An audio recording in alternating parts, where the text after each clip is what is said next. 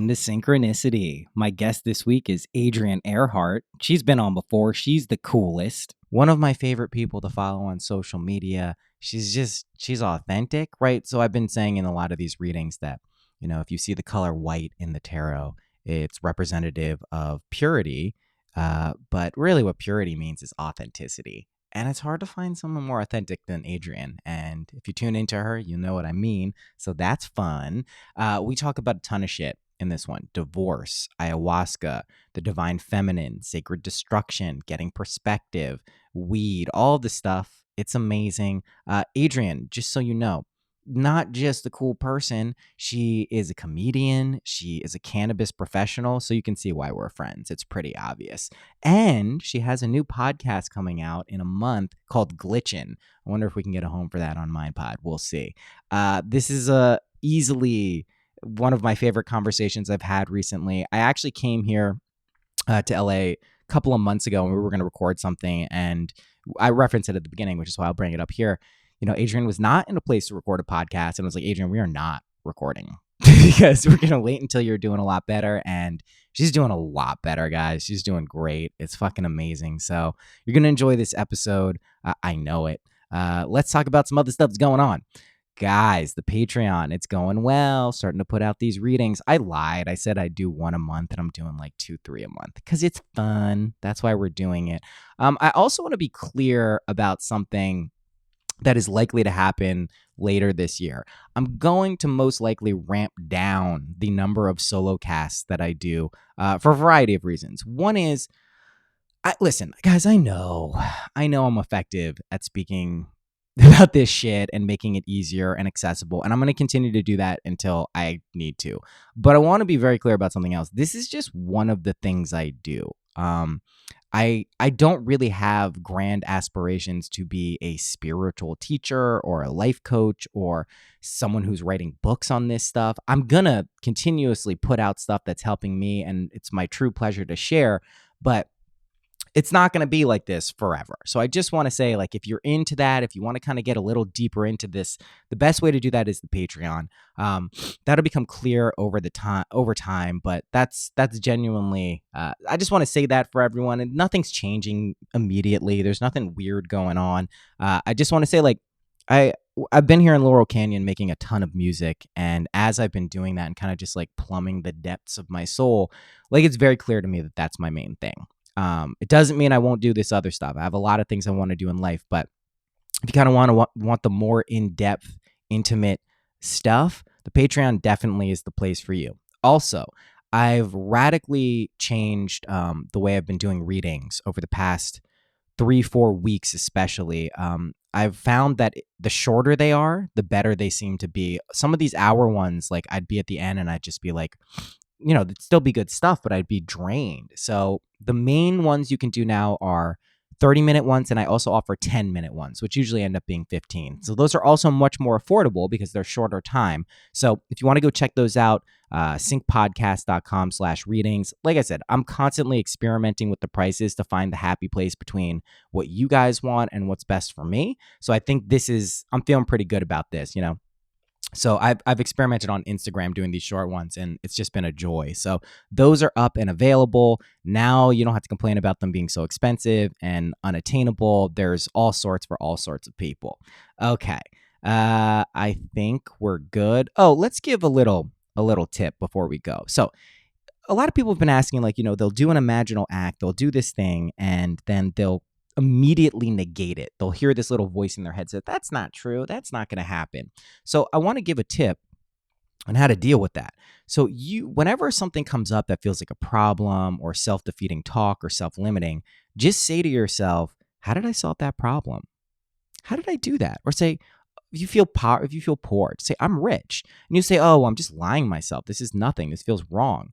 Well, that's sure. But think of it kind of like you're kicking soccer balls at a really good goalie. And that goalie is your subconscious, not letting things in because of beliefs you already have. At a certain point, you're going to kick one past the goalie if you just keep doing it, no matter how good he is, right? So just keep telling yourself that you are that which you desire to be. That's what you are. Just keep trying it, persistent. This is for my logical and analytical friends as much as anyone, because the real way that we summon forth all of this stuff is emotion and feeling, and logic and reason can get in the way of that. So anyone has any tendency to be logical or rational at the exclusion of feelings and intuition, this is the year for you to get in touch with that. Okay. It's a big thing that you're going through. I have a little cold. I haven't gotten a cold in like 8 months. I made a commitment with myself that I would only be getting one cold a year. So I guess I'm getting it out of the way early here. It's pretty good. It's weird. I thought it was allergies at first because I was like, why? Because I feel really good all the time. But now when I get a cold, I guess like I feel good, but I just have like the symptoms. It's like recognizing them, like my eye waters and my nose is a little stuffy. But anyway, things are good. Things are really good. I hope things are great for you too. Just relax. That's the key word of this month and next month. It's just relax. Settle into it. It's not a big deal. Whatever is going on in your life, don't react to anything and you'll be good. All right, let's get to this episode. I know you're ready. Without further ado, here is Adrienne Airhart.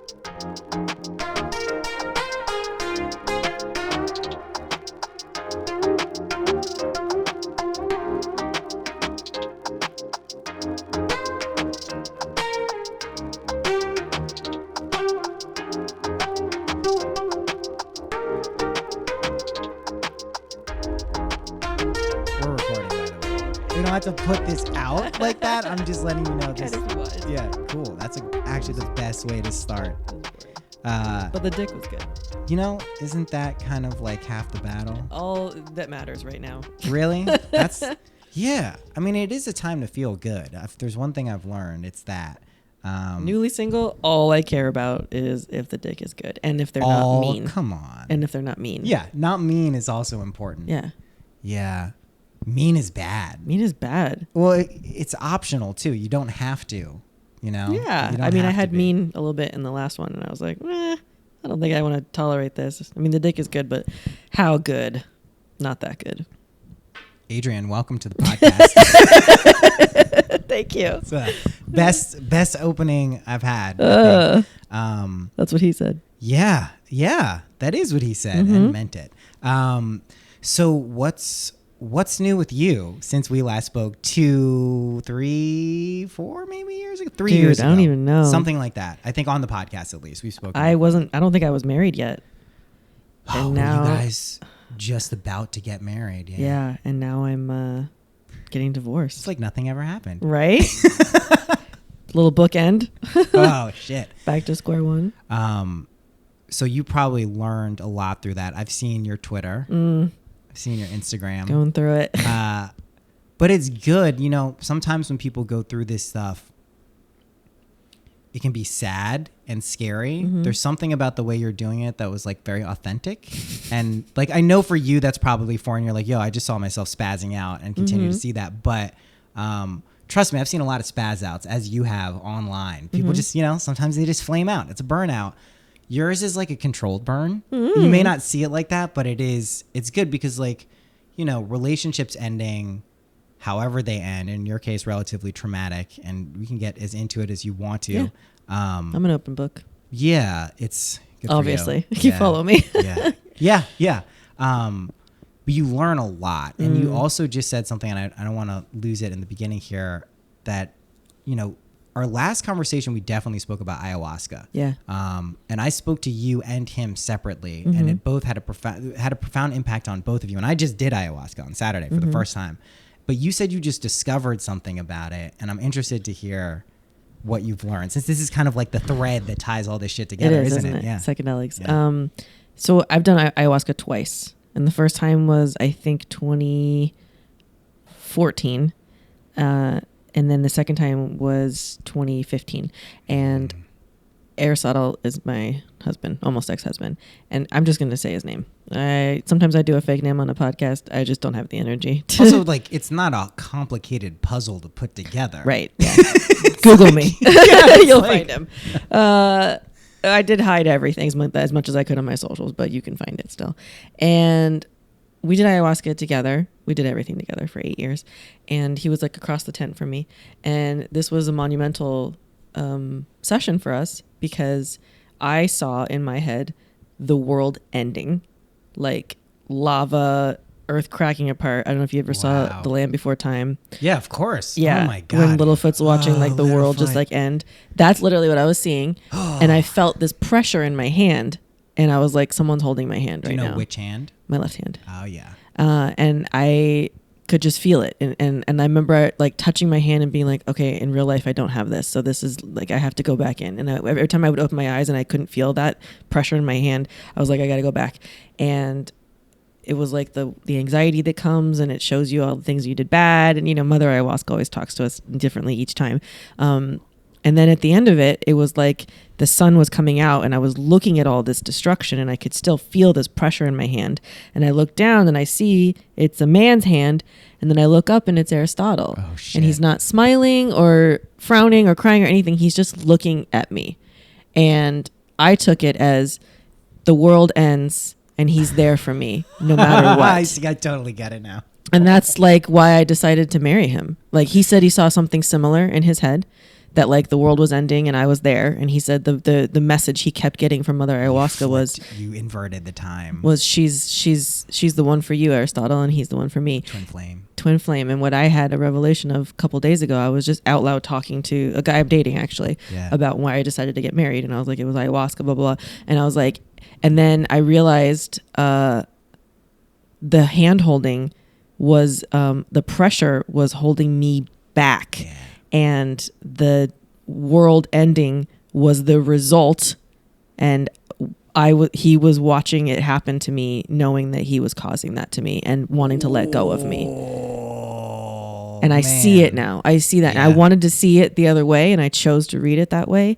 And really, I should have like followed my heart, my instinct, which was that it's equating him with the destruction of my world. In a way, though, that also I'm sure you're starting to see this or see it in a productive way, if not painful, right? I mean, you do see what you're learning and have learned from this relationship. This is what I was talking a little bit before off air, is like we now actually get to determine how painful we want these things to be, which seems insane. That seems crazy that we would actually have any degree of control. It doesn't mean we control the situations. Kind of does. But we can control how we respond and react and see things. So I think you'll be setting up some smoother situations for yourself. I mean, I know that.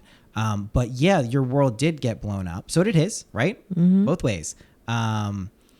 Yours, wow. And you did it because, don't they say don't make major decisions based on visions and ayahuasca, at least like for a few days? I didn't know that. Well, we didn't like immediately get married. But it was like it incepted you 4 months later. But it incepted you. Yeah, you knew it. Like when you had that resonant. Perfect. You see that it was perfect. Do you see that yet? Okay. Yeah. I mean, we didn't have any doubts the whole time before getting engaged and then being engaged. Like neither of us ever once said maybe we shouldn't do this. Did you ever feel that there was something energetically off? Yeah, for sure. Okay. See, now that's different. Yeah. So there were doubts you maybe were just ignoring. I mean, he was like, no kids, right? And I was like, okay. I love you that much. Okay. Oh, no, that's not how that works. I know. But I had decided, and like to this day, I mean, I froze my eggs recently. You can watch my Instagram story. Yeah, I saw on your Instagram. I made it a highlight. I was shooting myself in the stomach with hormones. I just, honestly, I didn't know how hard it was. And I think more men and people should understand what IVF is, what a woman goes through, because it's fucking insane. What about birth? What about being pregnant for 9 months? I mean, if you're lucky and you get to that point. But like, I'm just saying the whole thing it's fucking insane and men don't understand it. No shit. But I went through that and I made that, like, now I have an option. I have 16 eggs on ice chilling waiting for me if I decide to have a kid. I might still not want one. It's up to you, though. And I don't know if I'm thinking about having a kid because my mom wants grandkids so badly and I feel the pressure. I know. So I'm like, this is what I'm learning as a codependent person, as a possible love addict. I'm trying to diagnose myself with everything. I'm getting outside help. I'm not just diagnosing myself. Like, I have to make decisions on what I want, and I have to try really hard to figure out what I want. And I don't know. I don't know who I am. Are you sure? Are you sure about that? You don't know what you want. I don't know what I want. Okay. It took me 35 years to figure that out. That's how old I am. Okay. It took me 35 years to figure that out. So maybe I'll figure it out this year. Well, you can say maybe. The easiest thing to do is figure out what you feel like you don't have right now, something you want, like a desire, anything. Money. Okay, you want to hear something crazy? Yeah. That's what I started with. I just had another kid when I found all this shit. I didn't start with like, let me be a wholly awesome person. Imagination is reality. Do whatever I want. I was like, no, I need a motherfucking money. I need Skrilla now. And furthermore, I wanted it without having to go like do stuff for it. I was like, I want recurring stream. And I didn't embed this in, but I also didn't want it to be illicit. I would have taken illicit, let's be honest. But I wasn't ruling anything out, but it wasn't illicit. So I started doing this shit. I started doing these imaginal techniques, and money started coming out of nowhere. YouTube started just feeding me all of a sudden. And then all these other magical things started to happen. So you can start with anything that you want in life. There's no, don't do that because that's not holy. That's not what you're supposed to use it for. It's a neutral thing. All of this stuff. Okay. Just harm none, right? Do what you will. Do what you will. Yeah, I mean, exactly. The only ethical framework that I advise people to use on this path is the golden rule. Just do unto others. Now, the golden rule is a little more slippery than people maybe think it is, but it is the one ethical. And do everything lovingly for yourself and for others. If you just keep those simple things in mind, you're good to go. Do whatever you want. You can have as much money as you want, especially if you're loving about it. You're going to be generous. You're going to give it to people. You're going to make people's lives better. You should have the money. You're going to have the money. As people understand that, they'll start to see it flows into their life. But anyway, you can use this shit for anything. What were we talking about that led me to this? You were saying you don't know who you sex. What do you want? So you said money. Yeah. Good. What else? Sex. Okay, great. Great sex. Okay, it's just weird that this is exactly the two things I started with. Well, companionship. Like a homie who I'm attracted to. See? You dive in a little deeper. Yeah. Okay. Companionship, which involves great sex, which involves respect, trust. Trust is going to be the hardest one for me because of how my marriage ended. Correct. If you want it to be... I'm trying. Don't try. Okay. I'm so annoying. I'm like fucking annoying Yoda. I'm like annoying Yoda. Like, don't try. There's do or do not. It's fucking super annoying. I'm weird about the syntax shit because it's indicative of where people are. When you accept that you're just like, you know what? I'm done with that shit. You're done with it. Like for real. And I'm too wounded. Well, that's because that's what you believe and feel right now. If you go and use the mirror technique with the, did we talk about that? The mirror thing? I don't think so. Oh, okay. We'll talk about that in a second. Okay. But if you use this technique, and you just give yourself not being wounded, you're not wounded anymore. And you'll do this thing. So 5 months after my husband leaves me for a 24-year-old, I'm not going to feel the pain of that anymore? If you don't want to. Are you serious? I am quite serious. Everyone keeps telling me 2 years minimum. That sounds like bullshit to me. It sounds awful. It sounds also like something that people are telling you and you're believing. And if you understand that it could literally be like a few days if you do this and start building up your own self-confidence and you remember who you are and you understand what the fuck this world is, yeah, you could be totally cool. Not only could you be cool, you'll whip this whole thing into like the most positive thing. You basically transmute suffering and pain into abundance and fucking prosperity and love. I'm ready to transmute, dude. Oh, it's the best. Sometimes you got to release. Sometimes you catch people's vibes and you can't transmute that because they want to go through some shit. But a lot of people are pretty trauma receptive. Bonding is what I just did with the last guy, and I'm not about it. I'm not into it anymore. Sometimes, one of the things you said is true. Like sometimes in relationships, you can process other relationships, and that's a very healthy thing to do. But if it turns into kind of like a pity party, where people are just pouring their emotions and sex into that's what we did. A bucket, that's a thing. That's a vibe. Fuck 3 times a night. Talk about how sad we were, and then I'd go home and not sleep over. Yeah, that sounds about like Adrienne in a nutshell. Oh shit. We're still buds. We're still of course, friends. because there's actually a function to that too. It is in a weird way a connection that is healing. Yeah. It may not feel like it at all times. I mean, the word bond is in there for a reason. Yeah. We bonded. Well, bonds can be like Chinese finger traps too. You know what I mean? Yeah. There's bonds you don't want to be in sometimes. Get rash on your finger. Yeah. And just like you're stuck in that shit and you don't realize you got to push it together to get out. Push it together to get out. You can't fucking resist and try to get away. Yeah, you can really get over this shit whenever you want. I am very careful about who I say this to, when I say it to them, because people like, when I would have not said this to you the last time we were going to do this. I was a wreck. You would have fucking probably punched me in the face if I was like, yo, yeah, you do it. You'd be like, dude, I don't know what you're on, but I will take some, but I don't think so. But anyway. Energy. I don't even honestly remember what I was like. You were a different person. You're a different person. Was I sad or mad? You were shell-shocked. Yeah. You were straight up. It looked like Pearl Harbor just happened. You were chilling with your family. Everyone's gone. And you're like, I don't know. I don't know what is this? You weren't, I mean, like, there was definitely sadness, but it was more like, just what the fuck just happened? Yeah. Yeah. It was a lot. Nuts. Yeah. I've come a long way since then. And that wasn't that long. That wasn't that long ago, But yeah, you can do whatever you want in this world when you want to. So, but getting back to, I think, a really important thing, and I want to just talk about this because I know a lot of people who come to me for readings and ask questions about this stuff deal with this like, I don't know what I'm supposed to be doing. I don't know who I am. I don't know. So you do. Everyone does. Like Socrates proved this, or Plato talked about Socrates proving this, when like people have this inherent wisdom, they just need to have it be teased out of them. So kind of these big things that you want. We're good. That's the first step.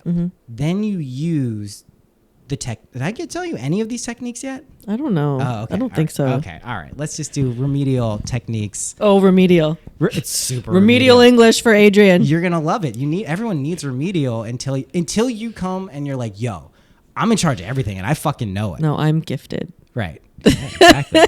So here's the gifted class, bootstrap. Thank you. For my ego. Yeah. No, ego's great. That's lesson number 1. All I have is my smarts, okay? Wrong. Lesson number 1, though, is ego is great. Anyone who tells you ego is bad and that you should smash it and get around it and then it's not productive doesn't understand what they're talking about because they don't understand what the ego is. That's number 1. Love your ego. Anything you attack, try to subdue, push down, is a sign that you have an unhealthy relationship, even if it seems like something like objectively bad. Like, you shouldn't be egotistical. That's a nebulous term that means very different things to a lot of different people. Ego in its positive sense gets shit for you. It's like a buddy. It's like a fucking wolf that you're like, yo, go get that for me. And it's like, yeah. But if you let your shit get hungry and fucking out of control, it will attack anyone who comes around it and it'll attack you. So just be cool to it. Just you gotta feed it. Yeah, feed it, but feed it nice and like pet it and love it and cuddle it. It's great. Okay, here's the technique.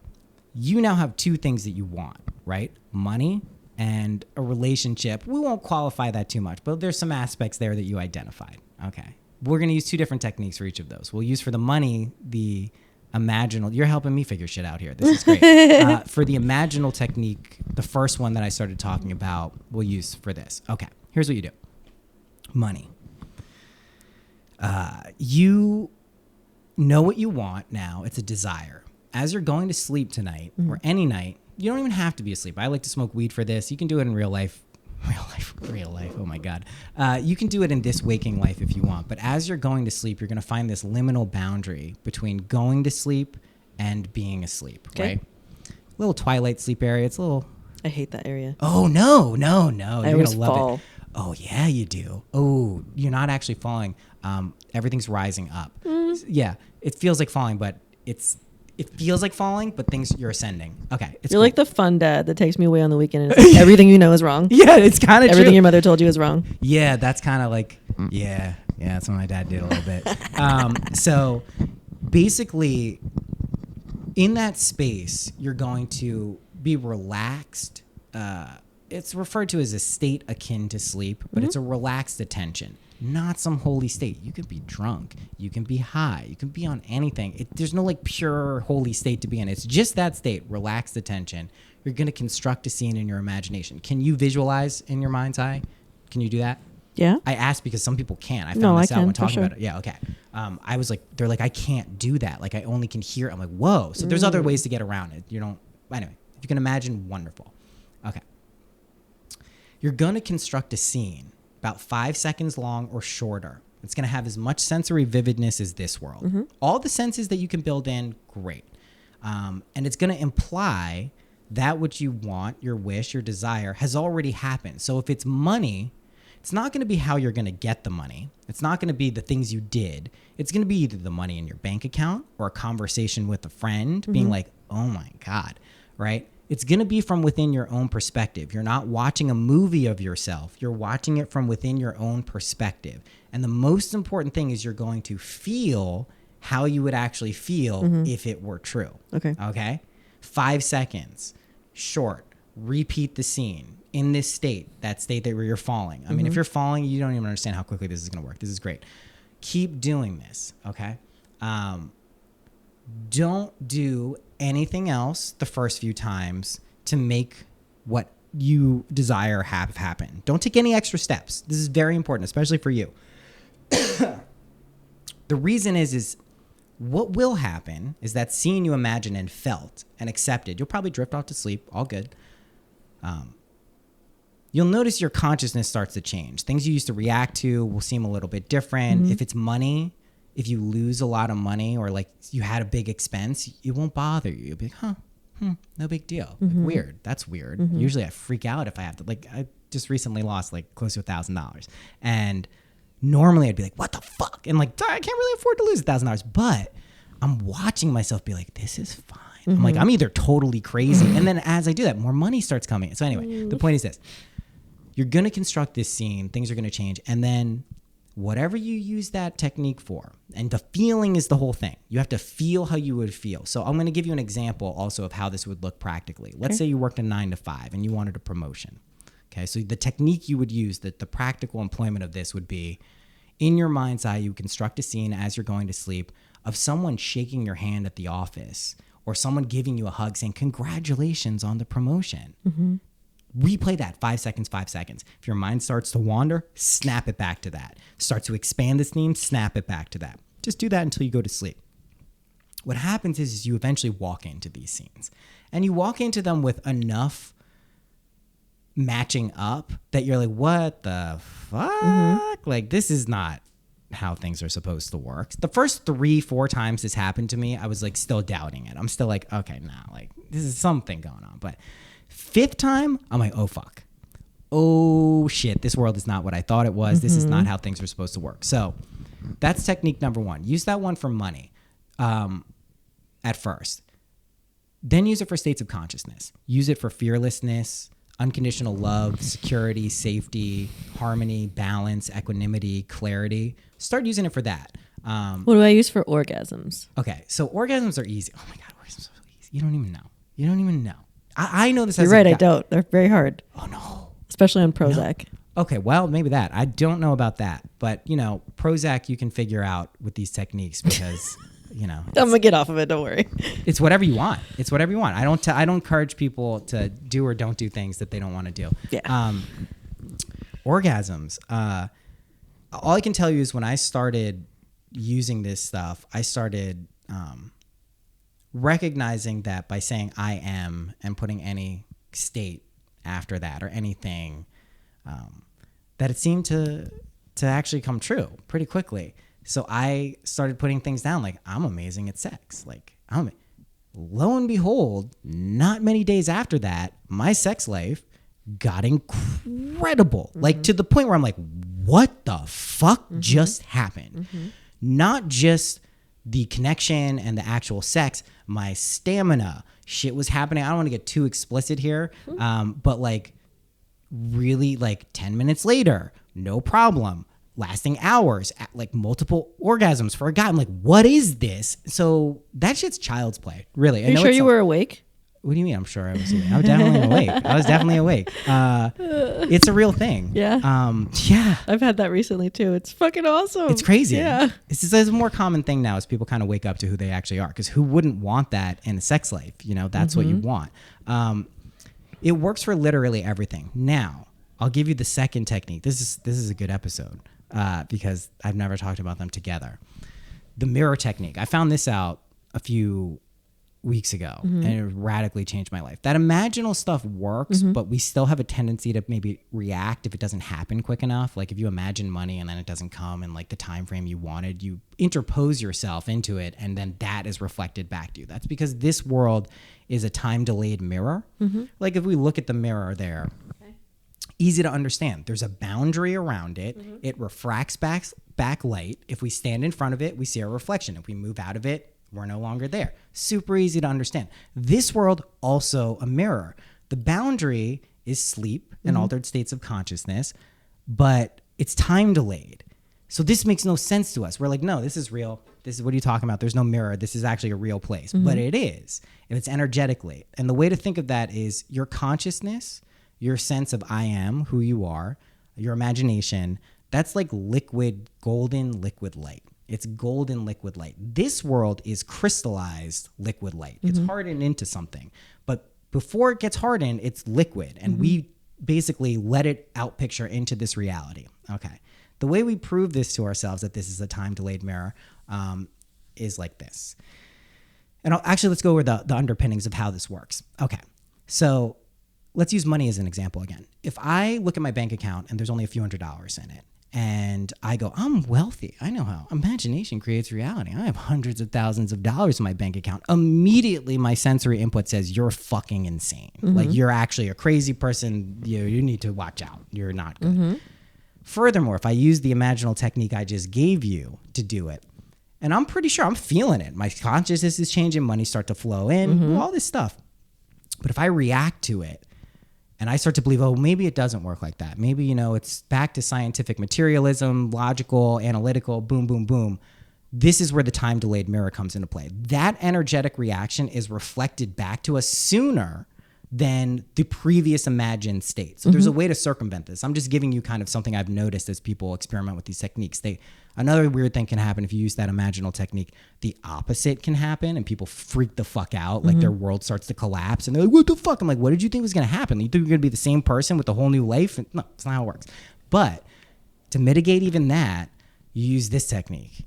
And I have one after this. We're not going to talk about this tonight because I'm still flashing it out. It's fucking crazy. But this one is great. And it works about, in my experience, 12 hours to 3 days. Okay.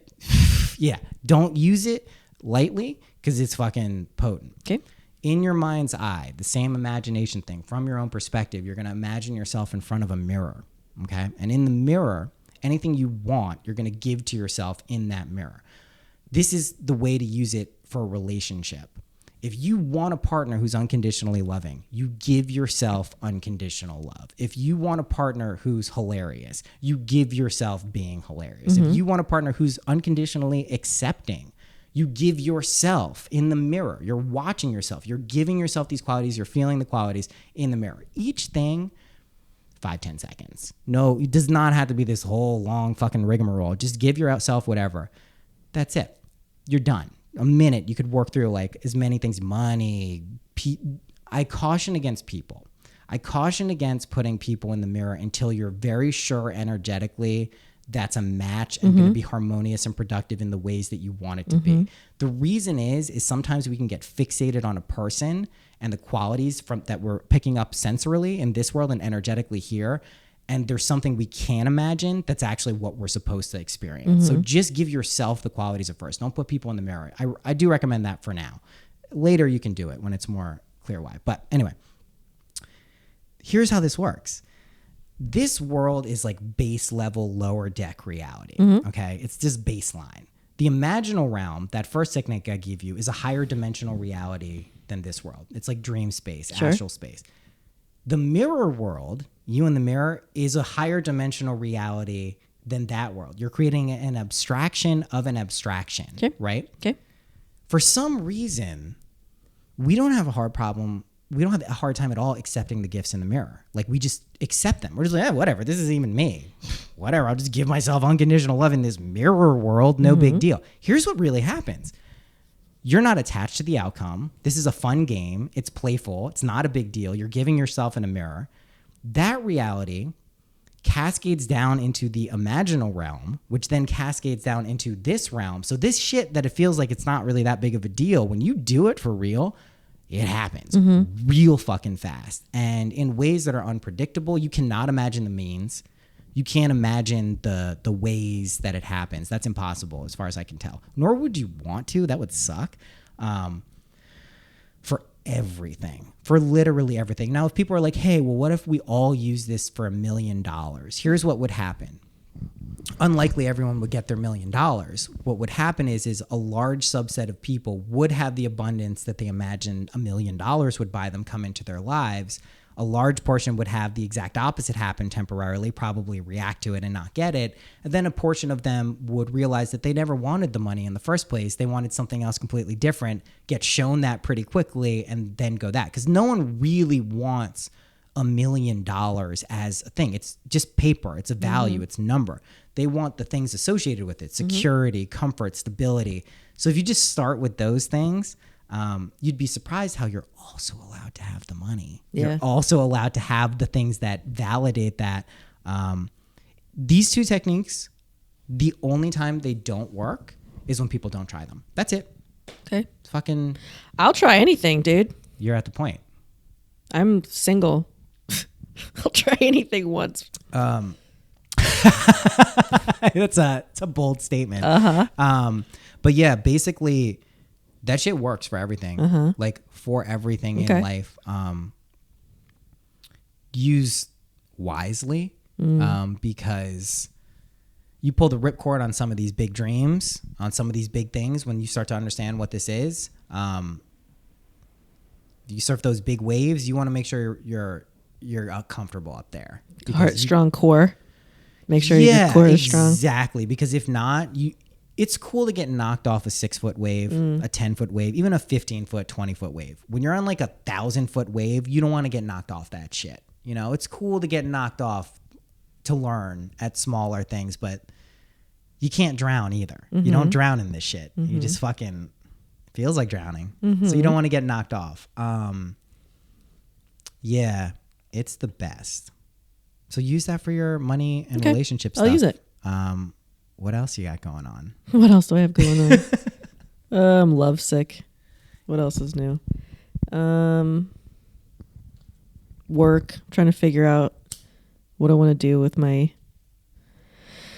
day job situation, and my podcast is coming soon. Cool. I actually have like serious gears spinning for it now. Amazing. Yes. Amazing. I just manifested that shit. And I'm writing a book. Cool. What's it about? My life. That makes sense. And it's so weird. The day that we broke up, I'd had a meeting with a manager who told me that I was fascinating and I needed to write about my life. And I was like, my life's not that interesting. And then I came home and my marriage ended. It was so weird. It was the Lionsgate. Isn't it weird, like, when things are so on the nose and you're like, yo, people wouldn't believe this if they would be like, you got to rewrite this shit. I know. That's how reality actually works, because you know why?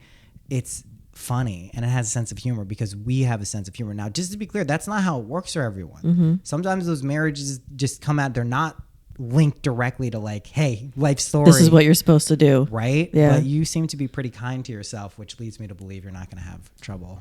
I'm kind to myself. Yeah. Yeah. Like I'm not punishing myself? Not at all. No one's punishing themselves, number one. Number two, you're perceiving most likely, or a lot of people do, their problems, quote unquote, as like vexing, troublesome things. They're not. They literally exist to show you that you can transcend them effortlessly and easily. And when you do that for big things, quote unquote, in your life, you become indomitable. You basically can't be stopped. Indomitable snowman. Right? You can't be stopped. Yeah, I get that. I get that vibe. I want to be content, but not so much that I rest on my laurels. And fair. I want to be happy and I want to be helpful. I want to like bestow knowledge on people and keep building. Like that's my favorite thing to do at work is like build up other women and men too. I'm not going to like, not work with them, but like they don't need as much extra help. I don't know. I think they need more help. Have you met men? I've met men. You think they're doing good? For the most part? I feel like the white men I don't mean like are the doing trappings. fine. Some are. I mean, you ever dig a little deeper? I never turn down helping somebody. So if someone asks for help, I'm going to help them regardless. But women, I go out of my way to I'm offer. not challenging your professional and kind of energetic inklings at all. Men. I hate men. Yeah, I get that. men, and I love them. Of course. Men have been operating, many of them, from a very unconscious place for the past few thousand years. And it's been a masculine age. And when the masculine age is in control and you have unconscious masculine age, it's pretty rough for everyone, men and women. This has shifted dramatically. People have felt it. And the feminine is like, she's running the show. She's been running the show for a little bit before people actually thought. But it's becoming very apparent right now. And men who, like, I go to Equinox. I joined Equinox because I love it. It's just bougie. Oh, I'm so bougie. I love it. I fucking own that shit, and it's the best. But at Equinox, I'm a 24-hour fitness bitch. Oh, I love this shit. I love it. I never thought I'd be this type of person. I just fucking, and I'm so comfortable there. It's so disturbing. Oh my gosh. They had here's a little Equinox tip. I've learned this now. Every Equinox has a little subtle incline step up, and you don't know where it is, but it's at every single one of them. I've been to them in New York and LA now, and it's to show who knows what the place is. You don't stumble because you get used to it. You look like a jackass that first time. You go, that's where the step is. So they always know the people who are coming for the first time. It's like this weird psychological thing. Isn't that like not ADA compliant? It's fucking in every single one. It's so freaky. Interesting. But I love Equinox. But when you go there, you do run into bros, like bros. Yeah. You know, if you get there too late, if you're not there early, it's not the high-powered executives and the people who actually want to work out. It's like the people who want to be seen. Like, I'm a bro. And man, I used to judge these people real hard. I used to be like, yo, but I feel it is rough out there. If you're not sensitive to energy in this day and age, you are just getting slammed. You have no fucking idea why. These people who we look at, who we think are, you know, have their shit together, those people are fucked up in the head. They are fucked. Their reality is falling apart every day probably for them, and they don't know why. I only bring this up because I think a lot of this year is this reconciliation of, and it's the balancing of these masculine and feminine energies. And I have a hunch part of what you're going to help women with is how to navigate their relationships, whether it's with other women or men, in an energetically balanced way. That sounds pretty clear that you're going to be doing that. Balanced, huh? Yeah. Balance is the name of the game. It's am I balanced? Is that why I can offer that? Yeah. When you understand who you really are, you will be pretty happy. I want to. You do. You just have to allow yourself to fully remember it. And accept her. And accept as her. She is. And love her. That's the best thing. When you start unconditionally loving, forgiving, and accepting yourself. That's the hard part. No, it's not hard. It's not hard. It's hard do it me. in the mirror. Never been able to do it. Do it in the mirror in your I'm mind. disgusting and I hate myself. Mirror. Okay. Well, that's ridiculous. I'm a comedian. This is how we are. No. See, now I know. Okay. Do you know why I'm lucky in this position for comedians? I know a lot of comedians. I know a lot of comedians. I'm friends with a lot of comedians. Do any of them love themselves? Yes. And some of them are in the process of learning how to love themselves. And a misapprehension from a lot of comedians is that if they start loving themselves, it'll suck the humor out of their life. I fear Wrong. That's a belief that some people believe. And if that's what they believe, facts. Whatever you believe is true. The people who I know who are doing the best comedy of their lives are truly beginning to love themselves. There's a shtick they can still run. You can still do the self-deprecating stuff, but you can do it in a way that like it's clear there's a love there too. So it doesn't like suck your objective awareness. I mean, comedians are amazing for the same reason poets and musicians are. Like they're showing you the subtle shit underneath the surface. Your humor and your comedy, what a horrible word. Your comedy doesn't go away, and your ability to be funny doesn't go away as you love yourself. It gets so much better. Like, insanely. It's effortless too. You don't have to dig. This mythos of like having to the artist put themselves through shit to get the art. There's some validity to it. Like I've done it objectively and I do it to some extent. but just dip your toesies in. You don't got to jump in the fucking waters of suffering and live there forever. You just jump in, get what you need. Oh, okay, got it. Funny joke, funny experience. Boom, got it. Keep it moving. Actually happy and fulfilled. Trust me, I know comedians like who varying degrees of success, varying degrees. Their success is based more on their belief of them being successful than it has to do with their, like, some of the best comedians I know are they're not even on the cusp of like D level, you know, but they're the funniest people. I saw this happen with my buddy Vic Berger, who Tim Heidecker plucked up out of everywhere. Like I remember him on Twitter when he had like 50 followers, and I'm like, this is the funniest dude I've ever seen. And he blew the fuck up because I was like, of course he did. It's like the funniest shit. So, yeah, man, you get funnier when you start to love yourself. You have to know that, though. If you don't, and you run this program that, like, as I start to love myself and become fulfilled, I'll get less funny. That sounds like a lame program. You're right. You're right. You know what I mean? You're right. Like, you're naturally funny. It doesn't go away. Yeah. A lot of my natural funny is pain, though. Okay. It's And an awareness of self-hatred. pain. It's an awareness of pain. But it doesn't mean you have to live in the pain to have an awareness of it. I'd like to stop living in the pain.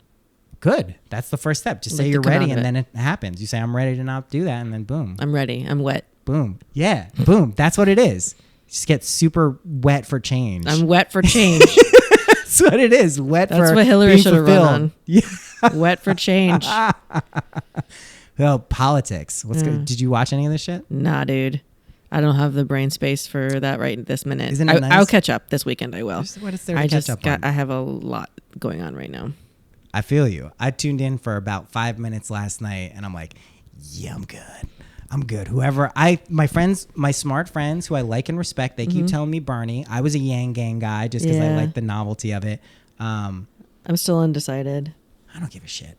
I voted for... It doesn't. None of this matters. This world is not real. Correct. Yeah. Correct. Not in a totally detached way, but what world is real is the one in front of your face every single day. Yeah. That's real.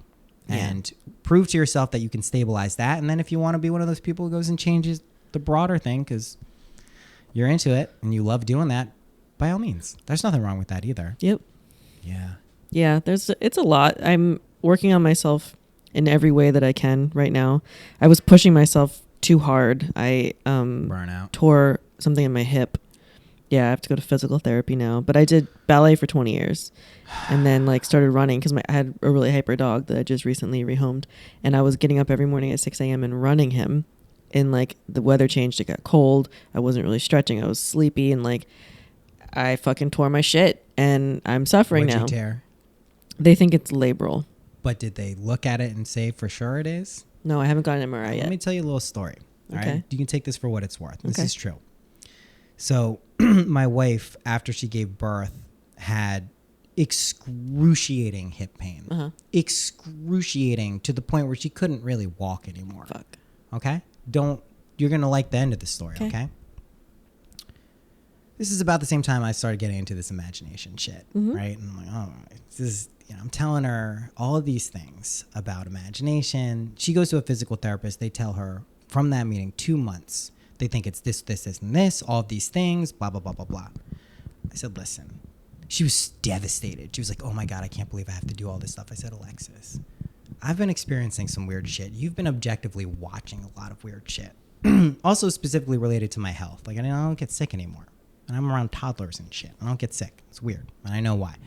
So I'm like, listen, just imagine using those techniques I gave you, the first one, where you imagine a scene that implies you're good. She had the scene running with our toddler. She did this. I think it took in total, and she fought it, but when she was at her lowest, I think it took 9, maybe 8 days. 100% better. What? Right? Now that's one story, and she'll tell you this. Here's two other stories. How? Okay, I'm trying to tell you that when you understand what this reality is, I just think my hip pain away and it'll go away. well, you have to actually know how this works first. So you have to believe that that's possible. I could subjectively, I do this for people I love and they know I'm doing that. You can heal other people if you want, but they have to be willing to be healed. it's better to heal yourself. It's a much better thing to do because you can prove it to yourself. Our babysitter had chronic shoulder pain. She had surgery on it. She had gastrointestinal problems. I gave her some books. We spoke a little bit about this stuff. 10 days later, all of her shoulder pain was gone. She had surgery on it, all of it. She was gluten intolerant. What? Was eating gluten happily. I kept checking in with her. I'm like, how are you? Like every week. I've never been better. I don't know what's going on. It's freaking me out. Truthfully, this world is a dream. Mm-hmm. You have to understand it. You have to throat chakra shit, letting go universal secrets to try to keep you down sometimes. But try it for everything in your life. All you need is an open mind. Mm-hmm. There are things that make that easier, but just don't buy into the narratives. Like, you gave a very convincing narrative of why you had hip pain. Mm-hmm. Weather changes, lack of stretching, lack of, activity, 20-year history. I'll point out my wife was did ballet for about 20 years, like for real. Mm-hmm. All of those things, you believe those things. Mm-hmm. They sound convincing.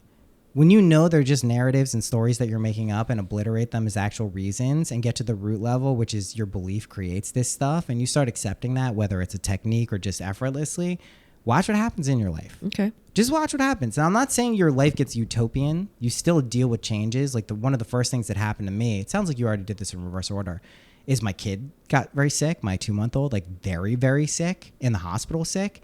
And my initial reaction and response was just to like lose my shit. I went home that night, had to drive an hour to get to the hospital every day. Just use this imagination stuff. Went into the hospital, felt differently. Mm-hmm. The vibe of the room started to change because I felt differently. Put my hands on my son a little bit. He was supposed to be there 3 weeks with RSV, was out in 3 days. 3 fucking days. And people would be like, no, that shit happens. There's no correlation. Okay, I don't give a shit. I know how I felt. I was on the fucking floor the day before. Every other day I came back, I was a fucking beaming light of positivity, and he got out in 3 days. So I don't give a shit. You can tell me correlation or causation or not. It's irrelevant to me. I know how I would have reacted. I had a kid, a 3.5-year-old at that point. Every time he would get the sniffles, I'd lose my fucking shit. Mm-hmm. I'd lose my fucking shit. Neurotic Jewish dad, right? Lose my shit. Not anymore. They're good. And you can do it for yourself. You start with yourself. Just, you'll start to enjoy the existing problems you have. You'll know, A, that they're solved, number one. And number two, you'll enjoy them because you'll be able to transcend them. You'll be like, oh my God, I just solved on my fucking hip plane. Now, listen, if you crack your fucking femur, I'm not saying imagine that it's being healed. Now, truthfully, I am, if you can actually do that. But most people are not going to be able to transcend that level of belief. But if it's like this one of these weird kind of indeterminate, we think it's this, we think it's that, we can give you a narrative that makes sense and satisfies your logical mind. Just challenge it a little bit and see if you can get around it the other ways. Okay, I can do that. Yeah. And let me know what happens. It's I'll let you know. I'll let Instagram know. You let Instagram know. You can just spread the gospel, because this is real shit. Mm-hmm. And it'd be one thing if it was just me and my life and anecdotal, but I've been yakking about this shit now pretty religiously for 8 months.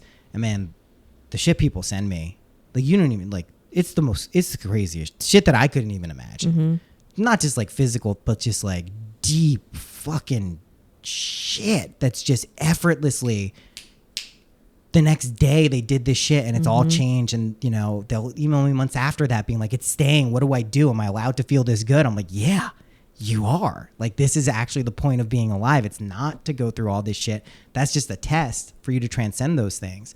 Yeah, it's pretty sweet. It's pretty fucking sweet. Yeah, sounds like it.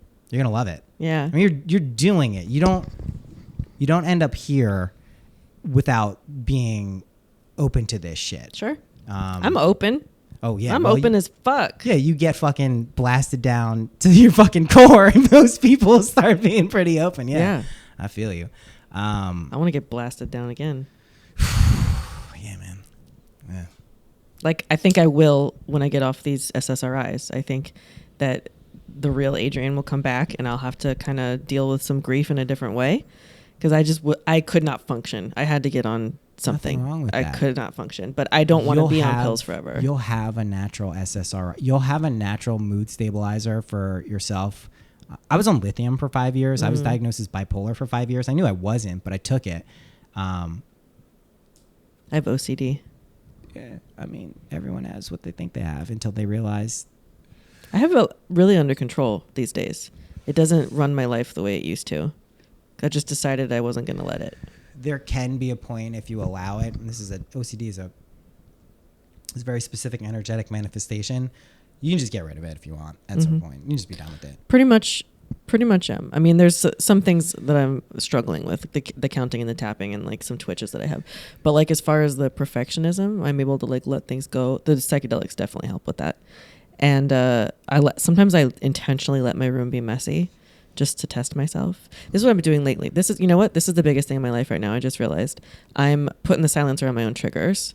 Anything that upsets me, I'm like attacking head on. Welcome to Capricorn fucking energy. You're right on You're right on the path. This is this year. Yeah, keep going. Keep telling me that. This is the best. Like the other day, I drove by this furniture store where Aristotle and I almost bought a couch, and we decided not to because he wasn't making enough money to pay for half, and he didn't want me to pay for more of it because it was emasculating or whatever.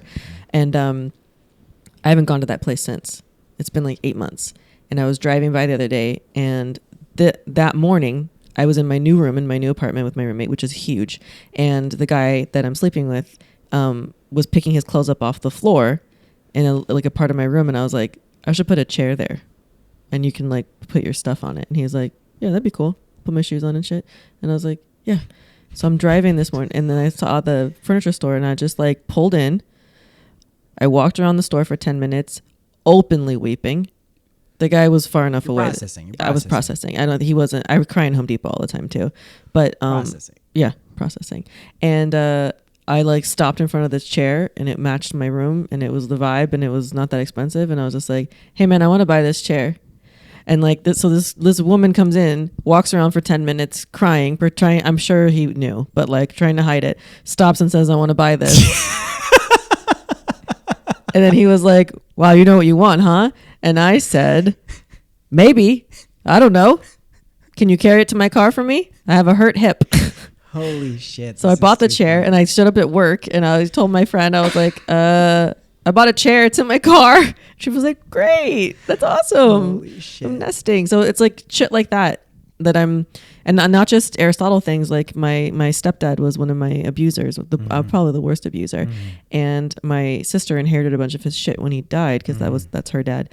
And I have this framed picture of Jim Morrison, and it's got his name, my stepdad's name, because he apparently took the picture in 1973. I don't know if I believe this, but whatever, it has his name on there. And I took the picture from my mom's house this last weekend, and I was like, I'm gonna hang this in my home. And my mom was like, for real? Yeah. And I was like, yeah, I'm gonna hang this in my home with his name on it. And it's in my dining room now with a picture in front of it, because I can't quite hang it yet, but like I'm gonna fucking hang that in my home and walk by it every day and be unaffected by it. So now I understand why we're friends. Yeah, this is for people who understand that this is what you're supposed to do now. Just like everything you've ever wanted in life is literally through that fear and resistance. I know. Everything. Psychedelics will show you this. This is why ayahuasca was so gentle. And I'm not making the misapprehension she'll always be like that with me, but so she slams you around sometimes. Yeah, might I've heard from my friends too. But she was fucking chill, because if you do the work, if you face those fucking demons down, if you go towards the fear as a habit, every fucking thing you've ever wanted is right through it. Every fucking time. That's what's so crazy. It's not only does it not exist, it was just in your mind. It's all the good shit is behind there. And we do it to ourselves because like you need to know that lesson to get the good shit. You have to break through those barriers, because trust me, people don't want to hear this. I didn't want to hear this. You don't want that good shit unless you know how to break through fear.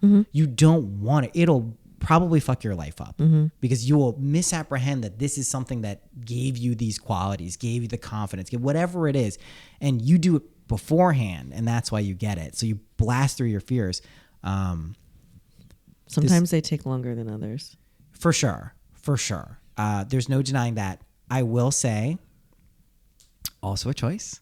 Everything is a choice. Time really doesn't exist. I know that it does. I know I have children. I age, although I am aging in reverse recently. But it doesn't exist, which means that things that are hard or take a long time traditionally don't have to. Now, there's a certain level of belief we have to inject into here. Like, again, I don't believe really. On one level, I believe I can sprout wings and fly away right now, but on most other ways, nope. So that's not something I want to devote a lot of time to. It would probably take me decades at least to do that. It's like, really, do I want wings that bad? Is that where dragons come from? Someone just wishes hard enough for years and years and years? So this book, and all these dragons stuff, so everything is real because we're real. The creative force, the sense of I am, right? Buddha, Krishna, God, source, that's our imagination. That's what it is. So all of these things like dragons and these fantasy creatures, they're real because we withdraw them, we take them out from us, project them out into a realm. It is this one, but we don't see them here. And they're real. So yeah, that is kind of where dragons come from. All that George R.R. Martin stuff, I listen to all the fucking audiobooks. That shit's all real somewhere. Yeah. That's like not just, I get it. there's no fiction. It's not a real thing. Which is a mind fuck, which is why when you write shit down, realize like when you're writing your book, like the shit that hasn't even happened yet, you can do that on the side. Like, see what happens. Start writing your own life in advance and see how it starts to match up. It's fucking freaky at first, but then you're like, oh, I think I see what's going on here. Everything's happening very quickly. Oh yeah. I feel like in 5 months, I'm way more healed than I thought I would be. Especially at like week 2, I thought I was just gonna die, and I'm shocked. I mean, October, my best friend, she gave me this ring for my wedding to like stack with my rings, and she asked me in October when I was there in Portland if I would keep this ring and wear it. And when she said that to me, I started to answer her, and then I burst into tears. And that was literally 2 months ago. And then a couple weeks ago, I was pulling the rings out because I'm going to list them and sell them and stuff. And I put this one on from her. And I put it on my right hand. And I was like, I'm going to decide that I think of her and not him. Transmute. When I wear this. Transmute. And now I have. And I bought a moonstone, which is a grounding rock that I'm going to try to wear with it so that it kind of grounds me. And this is like the biggest trigger in the fucking world on my fucking hand right now. It's a trigger for you, and that's why you leave it there. That's interesting. And it is becoming from her now. Huh. I feel very powerful. That's what I'm trying to tell you is like, and when you're saying you're surprised at how quickly you healed in 5 months, I'm sure now you see that people who are telling you 2 years is bullshit. It's not good. Yeah, I think I'm nearly ready for another relationship. Yeah. No, I'm telling you, like when you start knowing this intuitively, but also using those techniques, and just to be clear about those techniques, like they're like little magic tricks. They're like David Blaine shit. It's not, they're just things that grease the wheels that show you like when you have a thought, if you effortlessly accept it, that's just going to happen. In both directions. That's what this world is. It's a reflection of It did our happen. I had a consciousness. thought of who my husband would leave me for 3 years ago. Oh, always happens. And it was her. Always happens. And that's why he's happy in a relationship right now, because he's been in a relationship with that bitch for a long ass time. Well, maybe. She can Or have it. this No, is I always have proof. something. I know this. No, I'm not saying that he's not happy. That's all I'm saying. I always ask this question. Who is the stronger imagination? Me. So who's in charge of the situation? Me. I manifested that. I made it happen. I put them together. Are you happy you did that or upset? Now, I'm happy. Good for you. But I wish I had done it sooner. And differently, probably. God, I wish it hadn't ended like that. But honestly, if he hadn't torn me apart and told me that my body was gross and let me think that I was disgusting and unlovable and unworthy, Oh my God. I would never have gotten back into stand-up. And perfect. It's perfect. Like all the things that I'm doing now are fueled by rage. That's good. Which is dissipating. Like every day it's a little less, and I'm afraid of it going away. Don't be. I mean, I haven't looked at your chart, but my hunch is you have plenty of energy to draw from. I have so much energy. What's going on? People have always told me I have the energy of 3 people in one. I'm very interested to see your chart at this point. Yeah, you're good to go. Mm-hmm. You sense your power. You sense kind of what's going on. I'm wet for change. You're wet for change. Mm-hmm. I mean, that's the best. That's such a good way. You should name that my episode. Oh, 100%. Are you kidding me? Wet for change. Are you kidding me? It's literally the perfect name. It's exactly what's going on. When you understand and fully realize, not even when, you will soon, if not now, how quickly and effortlessly you can whip shit into what you want it to be for yourself first, and then your reality. You're just gonna have so much fun. It's the most fun thing ever. And you'll be funnier. You'll know that like that rage that you're worried about, I think you might be, there's a correlation for sure there, but that passion, that fire. So this is the first card here. I pulled these. You talk a little bit about it. King of Wands, right? Wands in the tarot is fire. There are 4 suits in the tarot. Do you know anything about the tarot? Nah. Okay. So there are 4 suits in the tarot. Wands, cups, swords, and pentacles. And they correspond to the 4 elementals. Also in astrology, also in everything. Wands are fire. Fire is passion, movement, ambition, can be aggression. King of Wands, we can see he has the wand in his right hand. Makes so much sense. This is definitely your card.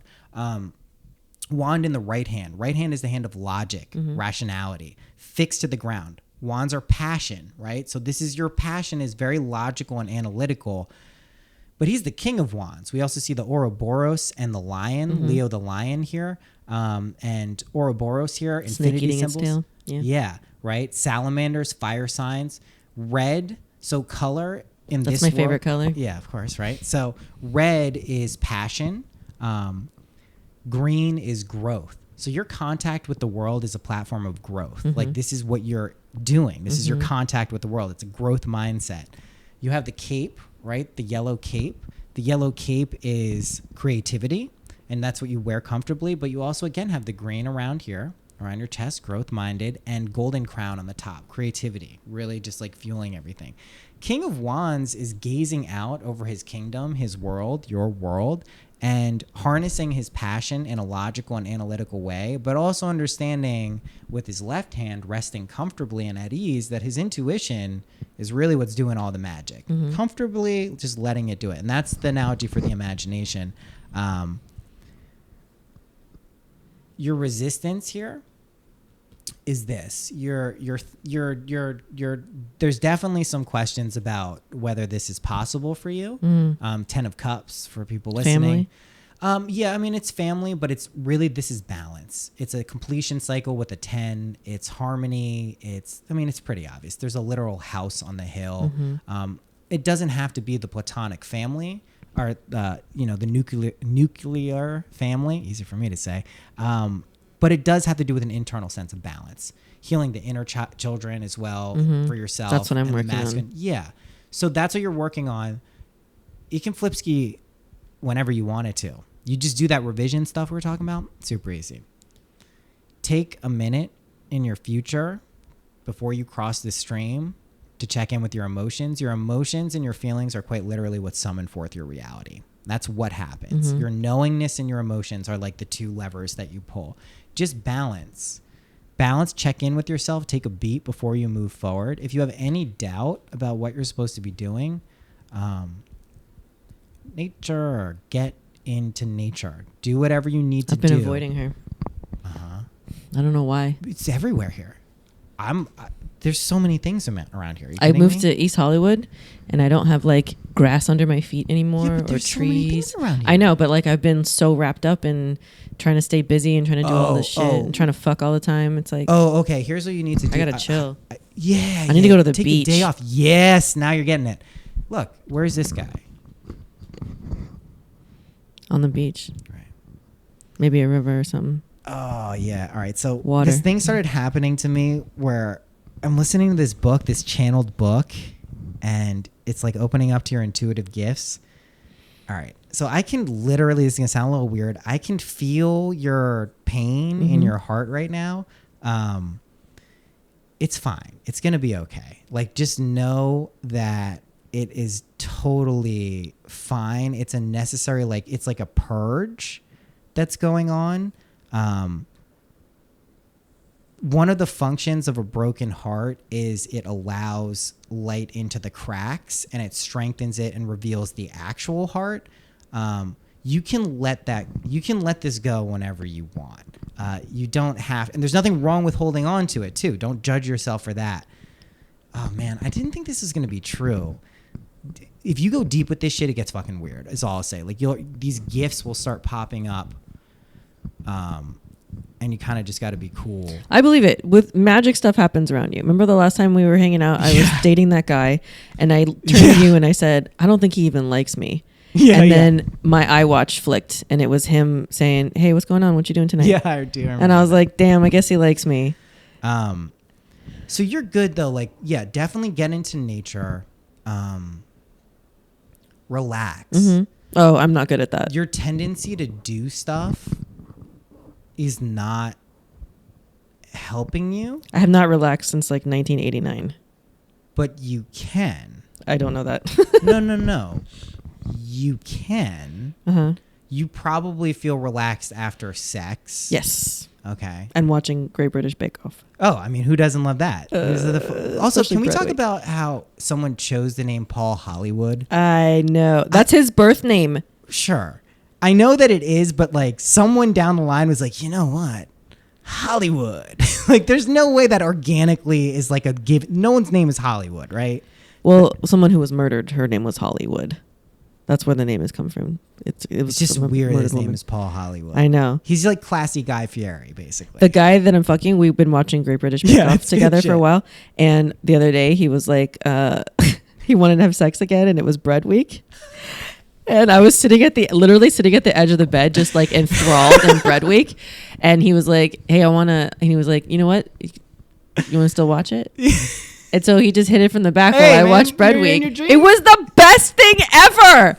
I was like, I think I might have just fallen in love with you, dude. It's That's a problem. a good partner. That's a good partner. Oh my God. I'm fucking whipped on him now. Like I wasn't already dickmatized. Now you're going to pull this shit on me. That'll do it, man. That's just functional. And he's funny and he's hot. Fuck you. Get out of my house. Yeah. I can't do good this. Stuff. That's good stuff. And it was Bread Week. I mean, you can't It go was wrong. Bread Week. I know. He really people. rose to the occasion for that. He proofed He himself. buttered my bread. Yeah. He proofed himself. Yeah, I'm with it. You got to prove it. Yeah. Overwork. All right. We're going to wrap this up just because we can. Mm-hmm. Right on time. 3 questions we end with, then another one. Let's see if they're the same. I bet they will be interesting to see. What's your favorite color? Red. What's your favorite number? 8. What's your favorite animal? Wolf. Oh, okay. That was fast answering. That was really good. Yeah. A practical tip that has helped you in your life that you could share with people listening. Could be anything. If you want to know what someone's going to do, look at what they've done. I have to think about that one. I'm very algorithmic and pattern based, and I do believe people can change, but invariably patterns are there for a reason, and you can plug in different variables, but the outcome is likely to be the same. I just tweeted out that I'm an algorithm programmed to wake people the fuck up. So I agree. Boing. Wing. Adrienne, I'm really happy to see you doing this well. Me too. Great. Awesome. Thank you.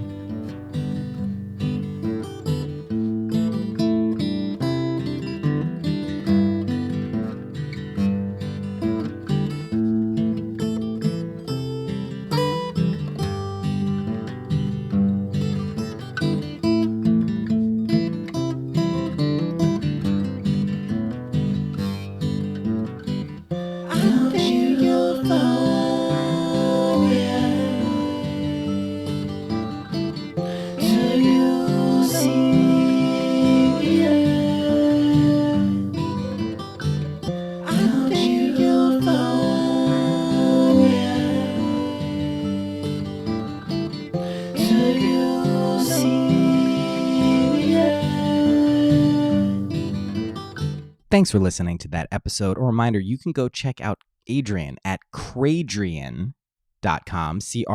CRAYDREE. Whoa, Jesus Christ, let me spell it right. CRAYDRIENNE.com.